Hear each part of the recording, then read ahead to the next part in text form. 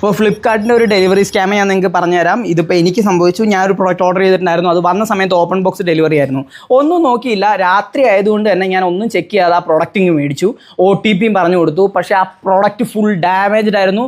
അതിനകത്തുനിന്ന് എനിക്ക് വർക്കാവുന്നില്ല, ചാർജും കയറുന്നില്ല, ഒരു തേങ്ങയില്ല. അപ്പോൾ നിങ്ങൾക്ക് ഈ ഒരു ബുദ്ധിമുട്ട് എന്തായാലും പറ്റും. കാരണം ഫ്ലിപ്പിൽ നിന്നും ആമസോണിൽ നിന്നും ഇപ്പോൾ ഒരുപാട് പേര് പ്രോഡക്റ്റ് മേടിക്കുന്നില്ലേ ഈ സെയിൽ കാരണം. അപ്പോൾ നിങ്ങൾ ഈ കാര്യങ്ങളൊന്നും ചെക്ക് ചെയ്യാതെ ആ പ്രോഡക്റ്റ് നിങ്ങളുടെ കയ്യിലോട്ട് മേടിക്കരുത്. മേടിച്ച് കഴിഞ്ഞ് കഴിഞ്ഞാൽ പിന്നെ തിരിച്ച് വിളിച്ചാൽ പോലും ആ ഡെലിവറി മീൻസ് ആ ഒരു കമ്പനി കോൾ എടുക്കില്ല. പക്ഷേ എനിക്ക് ആ കാര്യം സോർട്ട് ചെയ്ത് കിട്ടി. കാരണം എൻ്റെ പേജിന് ഫോളോവേഴ്സ് ഉള്ളതുകൊണ്ട് ഞാൻ ഡയറക്റ്റായിട്ട് ആ ബ്രാൻഡിന് മെസ്സേജ് അയച്ചു. അപ്പോൾ അവർ ഡയറക്റ്റായിട്ട് എന്നെ വിളിച്ചിട്ട് എനിക്ക് അതിൻ്റെ റീപ്ലേസ്മെൻറ്റ് തരാമെന്ന് പറഞ്ഞു. ഇല്ലെന്നുണ്ടെങ്കിൽ ഞാൻ ഇഷ്യൂ റൈസ് ചെയ്താൽ പോലും അവർ മൈൻഡ് ചെയ്യില്ലായിരുന്നു.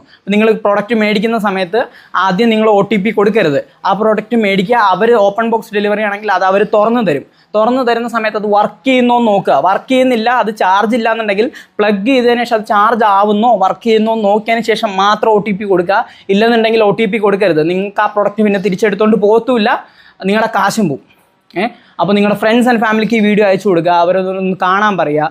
അപ്പോൾ ഈ ഐഫോൺ ഓർഡർ ചെയ്ത സമയത്ത് കട്ട അതിനകത്ത് വെച്ച് വരുന്ന പരിപാടിയൊക്കെ ഉള്ള സമയമാണ്. അപ്പം സൂക്ഷിക്കാൻ പറയുക. പേജ് ഫോളോ ചെയ്ത് വെച്ചോ. ഇതേപോലത്തെ അപ്ഡേറ്റ്സ് ഞാൻ ഡെയിലി പോസ്റ്റ് ചെയ്യുന്നതായിരിക്കും. അപ്പോൾ ഓക്കെ, ബൈ.